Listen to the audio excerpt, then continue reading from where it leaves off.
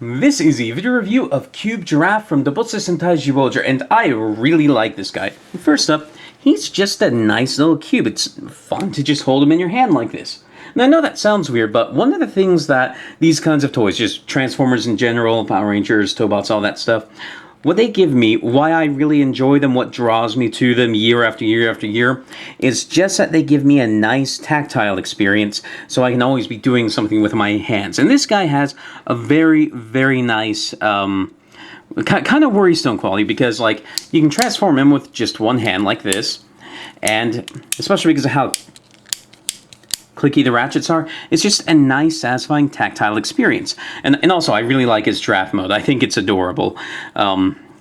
It would have been nice if maybe they could have figured out a way to give him some poseable legs down here. It's not that big of a deal, but it would have been nice. But either way, it's still just a really nice, cute giraffe mode.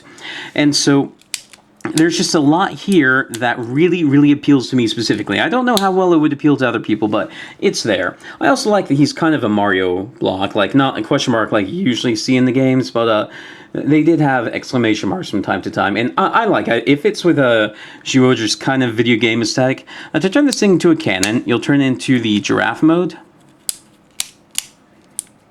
and then you'll lift that. You don't actually have to go down like that, but you put them down like this, and you'll see this little black tab right here. It's rubbery, which I don't like or understand, because it gives it a little bit of play and twist in Zyuohking's hands. And it's actually probably one of the only things I don't like about it, although I don't think it's that big of a deal, because the way that Zyuohking's hands are spring-loaded here kind of makes it a little bit wobbly anyway. Anyway, to put into his hand, there is a little tab right here that will sit into this little hole right here. It won't tab in. It won't really tab in or anything. It's more like a guide peg than a peg.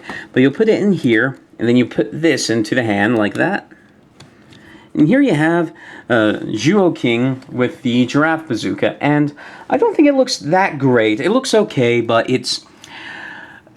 What I like about this is that it gives Zyuohking a little bit more personality, gives him some more color, and makes him a bit more interesting, so he's not just so kind of there. So I like that, makes him a bit more interesting. I don't think the bazooka mode itself works that well, but I'm happy to have this as something else I can do with Zyuohking, because if you saw my Zyuohking review, you know that I like the cube animals a lot. And Zyuohking's kind of okay, but very underwhelming, and so I didn't give it the most glowing review ever, and I think this does improve Zyuohking quite a bit, just by the presence of another cube animal, if nothing else, because after a while, just playing with the normal three, cube eagle, cube shark, and cube lion, this set does kind of, like... In linguistics, there's a term called semantic satiation, I think, or satiation, or whatever. Basically, it means if you say a word over and over and over again too many times, it starts to lose its meaning. Like, if I just said new, like, maybe more than that, but if I kept doing that, you would stop being able to understand that I'm saying the word new, and you just hear the syllable and be like, what? How does that mean anything? And so I kind of got to that point with just the three basic cube animals, because, say I'm playing with Cube Eagle, I don't like him, so I'm going to move to Cube Shark and Cube Lion down here, so I'm just going to play with these two guys. The only way to make these guys not get old after a while is go back to Cube Eagle, which, so Cube Giraffe kind of helps that. It gives some more variation to the set, and I like that quite a bit. To the point where I think if Cube Giraffe had just been included with Zyuohking, I would have given Zyuohking a much better review. Also because it would have... I wouldn't have had to pay any money for Cube Giraffe, and Cube Giraffe, I think, so far is the best thing about the Zyuohger DX line. But anyway, so with Cube Giraffe, I like him a lot. I think he's the best of the bunch so far, as far as just, like, individual cube animals.